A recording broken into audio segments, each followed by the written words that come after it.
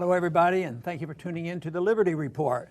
With me today is Daniel McAdams. Daniel, good to see you today. Good morning, Dr. Paul.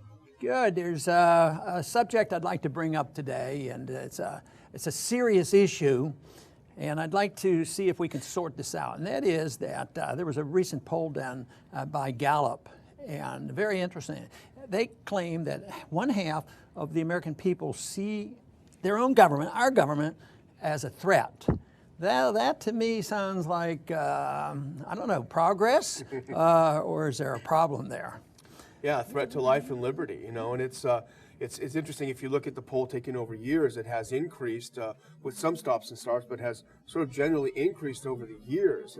And we were talking earlier about how that really wasn't the case back when you came back into, if I'm not mistaken, the last time you came back into Congress in '97, I believe it was. Right. This issue's been around for a long time, but support comes and goes. I think it's high now. It might be historically high. But what I think you're referencing to is I had been out of Congress for 12 years and ran in 1996, and went back in 97.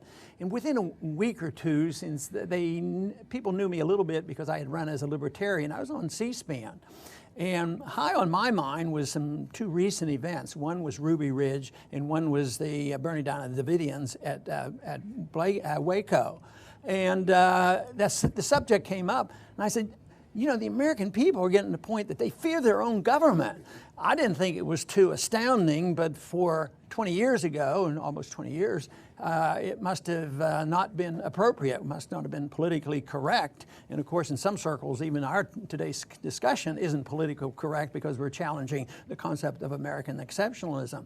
But by the time I left the studio and got back to my office, the Congressman, Chet Edwards, who was representing Waco, he seemed to take this that I was strongly criticizing Waco, you know, and here I was criticizing the U.S. Department of Justice in Reno, and yet he went down there and reamed me out, and that became a floor issue, and some of the other Republicans came, why don't you tone it down, you just got back, and why are you stirring this up? And I thought, well, I'm just talking, you know, common sense, but anyway, I think conditions, you know, have changed because the sentiment there, I didn't get a whole lot of people. There were few call-ins and all that were supportive, but I think there's a lot more support and belief that we've gone too far. And you know, we have a couple polls here. The one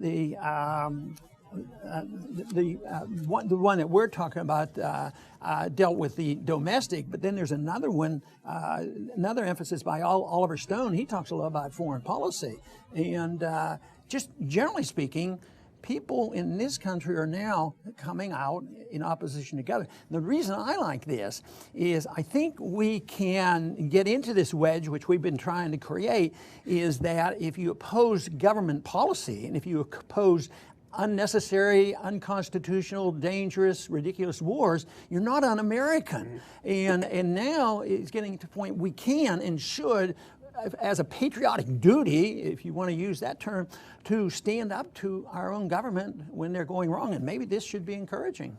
And remember back when Clinton did Ruby Ridge and Waco, the big threat was right-wing militias, and they were able to demonize people who were suspicious of government power, of so many federal agents with guns. And I think, you know, we have progressed in a way to this point now where the rest of the country's come to where you were back then.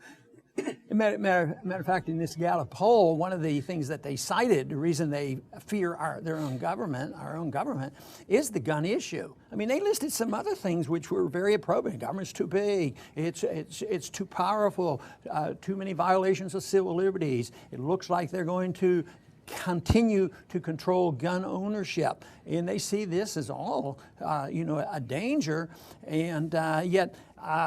Hopefully, we will continue to see people like this as not being un-American, and that we can undermine those who preach the gospel of Americanism, you know, the super Americanism that we have to spread through force. That, to me, is really where the big challenge is. And the only slightly discouraging part, if you look a little bit deeper into the poll, is the fact that there is a real split between Republicans and Democrats.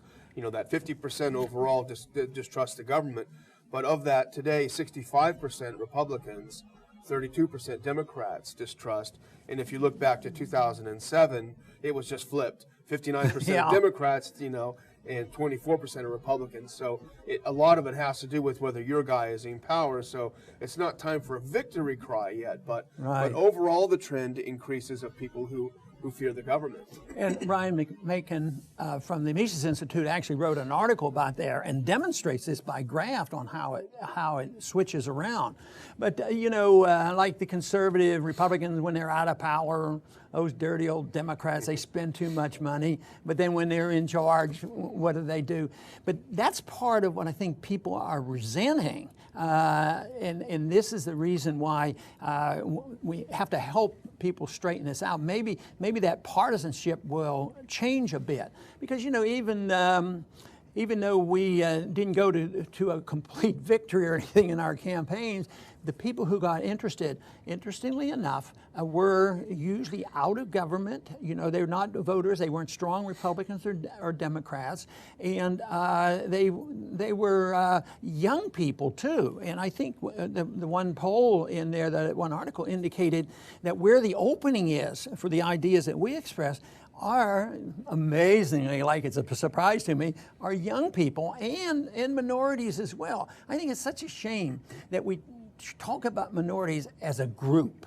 That, you know, what are you going to do for this group? What are you going to do for this group? Just so we don't do anything to them is important, but we have to appeal to them with the principles of liberty and why that principle is good, and you take care of individuals, and then the group becomes less significant. Because when they talk about groups, it was right, they have a right to think about it because they've been considered, you know, a negative because they belong to a group, and there's been laws that actually punished them. But I think to get out of it, you can't concentrate, well, what are you going to do for this group, and what are you going to do for this group? What are we going to do for Wall Street? There's another group. And that was another resentment they had in this poll, was the 1% of wealth. And I work hard on trying to distinguish earned wealth versus wealth that comes from colluding with the government and being partners with the government.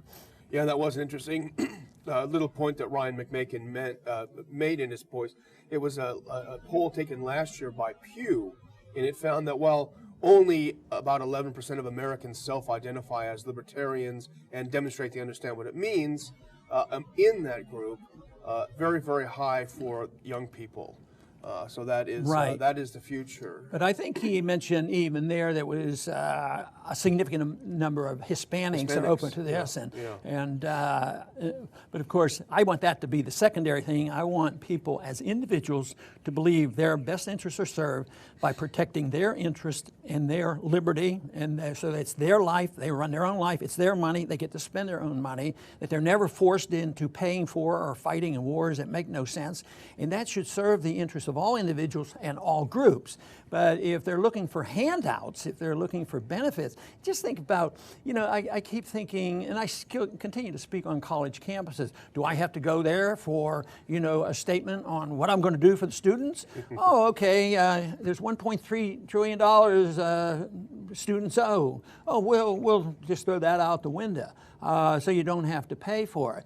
But now they continue to expand it, and they say even if they don't have to pay for it, which a lot of them aren't, they still pay for it because they're inheriting a society based on debt and Federal Reserve financing.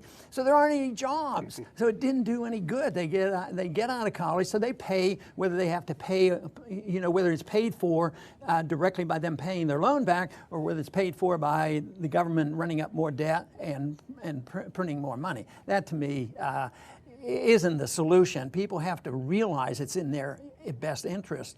So, but you know, the other article I mentioned earlier, I thought was interesting, what Oliver Stone is doing right now, and he's been able to provoke a bit of interest over his professional time. But his article that came out about him, I think it's interesting. It says, Oliver Stone, forget ISIS. America is the great threat to the world. So he emphasizes, you know, how the world is looking at us. And he comes down, you know, pretty hard on our foreign policy, and very critical. The destabilization of the Middle East. And, you know, I can see how that would be misread by people as saying that he's blaming America. You dealt with that in your column this week, but it's not America that's gone over and destabilized Syria. It's a small group of neocons and humanitarian interventionists that have done it. So it's not America. It's a part of the U.S. government that's done it. Yeah, there has to be a distinction between the country and the people and the culture versus the government. And that's why we have less problems when the government is very small. When the government is very big, you run into problems like this, and then it takes a while for the people to wake up. When the country is very wealthy and the currency is very strong, boy, you can coast a long time. You can fight a lot of wars. You can, manipulate the power and force people to use the dollar and do so many of these things and get away with it. But eventually, the debt catch up and it's undermined. You consume the wealth and it doesn't last much longer.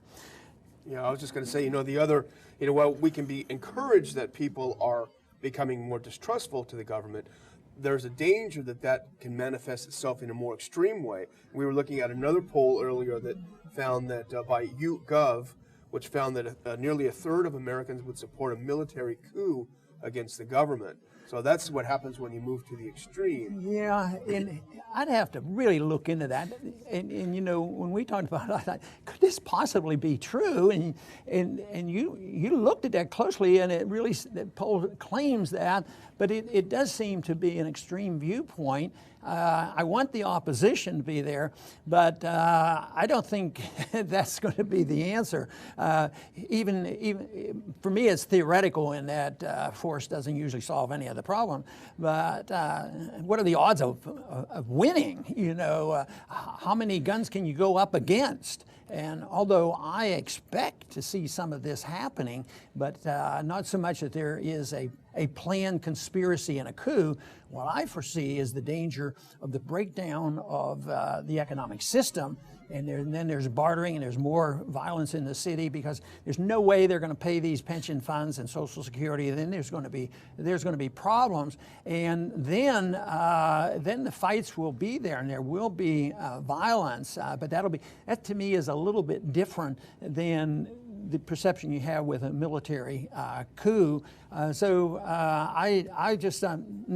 don't think that's likely to happen, but it represents a sort of a strong sentiment. It might be reflected in the current presidential race, where people seem to be favoring the man on a white horse, whether he's a socialist or a crony capitalist or whatever you want to call Trump. And no matter what one person says, the other one, I don't play poker, but it's sort of like you have to up them to stay in the game. So one person says, this is what I would do on him. Well, I don't know, but this is what I would do. I'd build a bigger wall than you would build. It goes on and on. And it's all militancy. And the left is having fun on that now because the Republicans are digging a hole for themselves. They're going to be tough, and be construed as extreme right-wingers and anti-immigrant and anti-Hispanic and all this thing. But I don't see how that's going to work. I think they are setting the stage, and people are. The Republicans are, the stronger and tougher you are, the Republicans are drifting toward these individuals. So, but that is a traditional thing. When society breaks down and government breaks down, they want somebody to come and use force and take care of them, take care of me, feed me, give me a house, give me free education.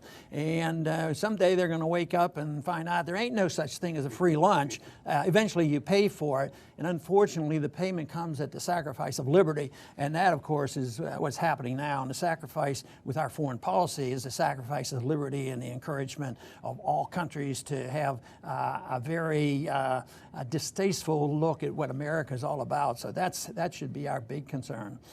But I would like to thank everybody today for tuning into the Liberty Report. This is an important issue, but I think it could be solved rather easily if people look at the aggressive principle. If people would reject the use of aggression to try to have their ways, it would solve so many problems. But the people who talk about this, and Republicans do this, and the Democrats do this, and they have all these solutions, it's all based on the use of aggression, personal aggression with the use of government. If you can't do it yourself, they go to the government and act for government to do this. And they're always forcing, redistributing wealth, taking care of certain groups, bailing out Wall Street, having a secret type of monetary system which serves a special interest, but eventually the country goes bust, and that's where we are. That is what we're facing. The markets right now are very, very rocky, and I think the gold is starting to show this difficulty that we're having. So I do expect a lot more violence in this country, but I certainly don't advocate those individuals who think that, oh yeah, we can just overthrow the government. No, the government's going to overthrow itself. The Soviet system collapsed not because there was a coup and they went in there and overthrew, but the perceptions of the people were such that Khrushchev and Gorbachev and others, they just had to give up. They came home. Their empire collapsed. So that is what has to happen. The people's ideas and ideology and the support for the government, has to change. That's when we'll get our liberties back, and just the nature of that liberty and how well it's done depends on the people and how well they understand the non-aggression principle. And that, to me, is the solution for so much of our trouble today, because that would provide us the vehicle for allowing people their life, liberty, and their ability to spend their money as they see fit. I want to thank everybody for tuning in today to the Liberty Report, and please come back soon.